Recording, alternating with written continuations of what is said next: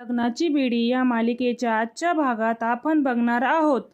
सावी झोपलेली असते आणि त्यावेळेस तिला गाण्यांचा आवाज ऐकू येतो आणि त्यामुळे ती रूममधून बाहेर येते. तर बाहेर सर्व घर फुग्याने सजवलेलं असतं आणि त्याच वेळी तिथे सावीचे मित्रमैत्रिणी आणि सिंधू येते आणि त्यांनी प्राण्यांचे मुखुटे घातलेले असतात आणि सावीचा रुसवा घालवण्यासाठी ते डान्स करायला सुरू करतात. मात्र सावी गाल फुगवत बसलेली असते. दुसरीकडे विनू सुद्धा रुसून झोपी गेलेला असतो आणि त्याला सुद्धा गाण्यांचा आवाज ऐकू येतो आणि त्यामुळे त्याला जाग येते आणि त्यावेळेस तो समोर बघतो. राघव आणि राणी प्राण्यांचे मुखवटे घालून त्याला हसवण्याचा प्रयत्न करतात आणि मग ते सुद्धा विनूसाठी डान्स करायला सुरू करतात. मात्र विनू सुद्धा खाली मान घालूनच बसलेला असतो. दोन्ही घरी विनू आणि सावीचा रुसवा घालण्यासाठी प्रयत्न सुरू असतात.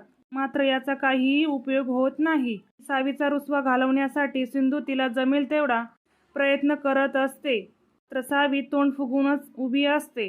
दुसरीकडे राघव आणि मधू सोबत घरातील सर्वजण फुगे आणि खेळणी घेऊन विनूच्या रूममध्ये येतात आणि ते विनूला हसवण्याचा प्रयत्न करत असतात. मात्र मोठ्याने विनू ओरडतो आणि सर्वांनाच मोठा धक्का बसतो. इकडे सावी सुद्धा गाणं बंद करते आणि मोठ्याने ओरडते, म्हणते की हे सर्व काय चाललं आहे आणि प्रश्न विचारते. त्यामुळे तिचे मित्रमैत्रिणी घाबरतात. तर दुसरीकडे राघव विनूला समजावत असतो की तू माझ्यावर चिडला आहेस ना, तर ठीक आहे, तुझा रुसवा दूर करतो, मात्र त्या सर्वांसोबत असं बोलू नको, कारण हे सर्वजण माझ्या सांगण्यावर इथे आलेले आहे. त्यावर विनू त्याला म्हणतो की बाबा, मी तुम्हाला एकदा समजून सांगितलं आहे ना की मला कोणासोबतही काही बोलायचं नाही, तुम्ही प्लीज इथून निघून जा.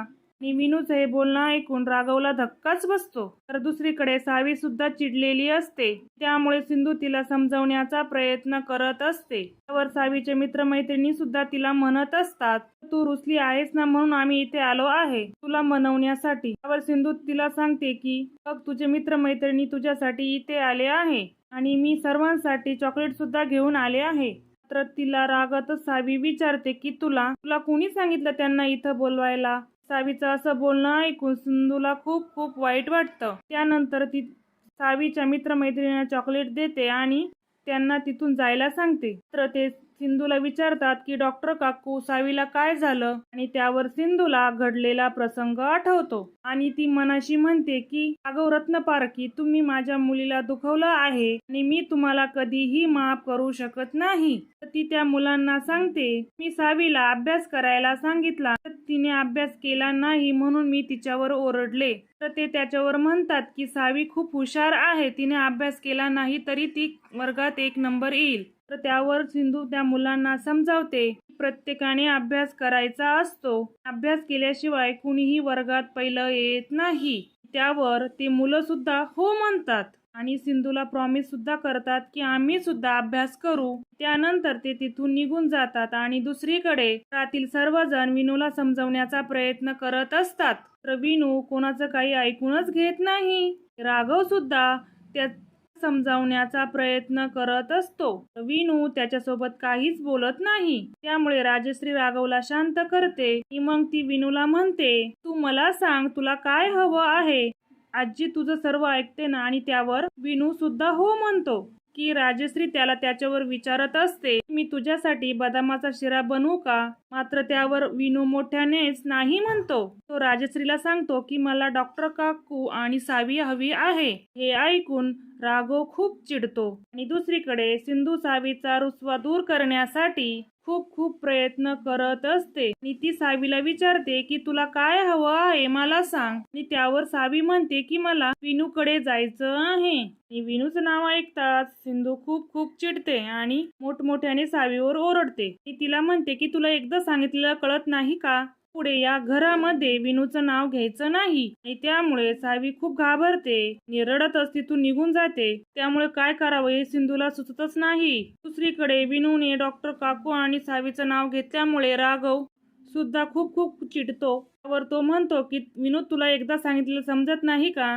रागातच तिथून निघून जातो. सर्वांनाच खूप खूप वाईट वाटतं. त्यावर विनू सर्वांना म्हणत असतो की बघितलं ना की बाबा माझ्यासोबत कसे वागत आहे आणि ते आता पूर्वीसारखे नाही राहिलेत. आणि जेव्हा मी आश्रमामध्ये होतो आणि तेव्हा ते माझ्यासोबत चांगले वागायचे आणि मी उगाच येथे आलो आणि त्याचं हे बोलणं ऐकून सर्वांनाच खूप खूप वाईट वाटतं. तर मधू आणि राजश्री त्याला समजावतात की विनू असं बोलू नकोस की सर्व काही ठीक होईल. आणि त्यानंतर रात्रीच सावी झोपलेली असते आणि सिंधू तिच्या जवळ जाते. तर सावी झोपेतही विनूचं आणि पोलीस काकांचं नाव घेत असते आणि तिची ही अवस्था बघून सिंधूला खूप वाईट वाटतं. तर दुसरीकडे राघव त्याचा सिंधूचा आणि अंकुरचा फोटो बघत असतो आणि रागाच्या भरात तो फोटो फाडून टाकतो. त्याच वेळी राणी त्या ठिकाणी येते. राघवला विचारते की हे सगळं काय चालू आहे. तर राघव विषय बदलत म्हणतो की घरातील सर्वांनाच माहित होतं की तुझा आज बर्थडे आहे, तरीही तू सेलिब्रेशन करायला नकार का दिलास. आपण उद्याच तुझ्या वाढदिवसाचं सेलिब्रेशन करू असं म्हणतो. तू, मी, विनू आणि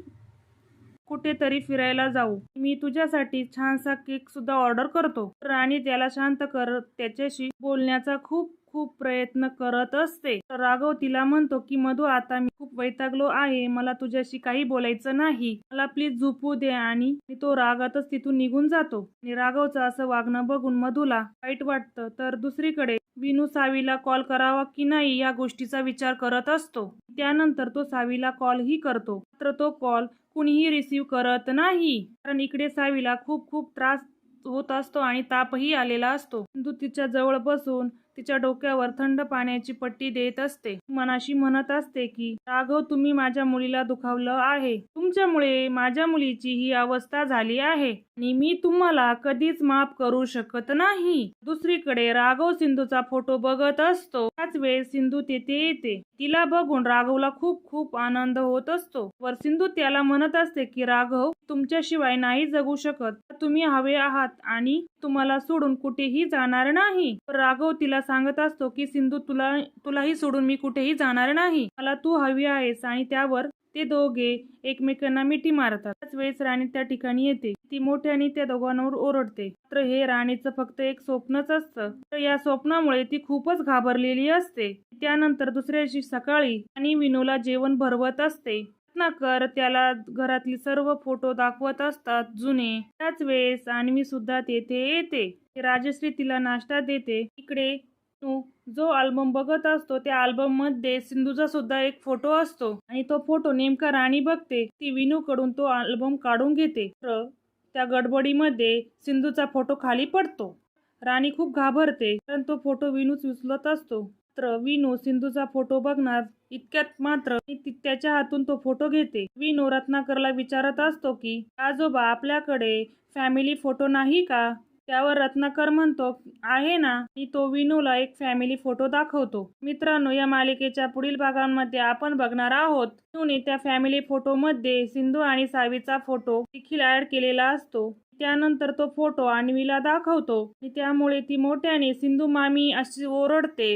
राजश्री तिला सांगत असते की या घरात सिंधूचं नाव घ्यायचं नाही. तर मात्र अन्वी तिला म्हणते की विनूने हा जो फोटो बनवलेला आहे त्या फोटोवर सावी आणि मधू सिंधू मामीचाही फोटो आहे. आणि त्यानंतर तो फोटो सर्वजण बघतात. त्यावर विनू सुद्धा म्हणतो की हीच आहे माझी डॉक्टर काकू आणि तिची मुलगी सावी. आणि ते ऐकून सगळ्यांना खूप वाईट वाटतं.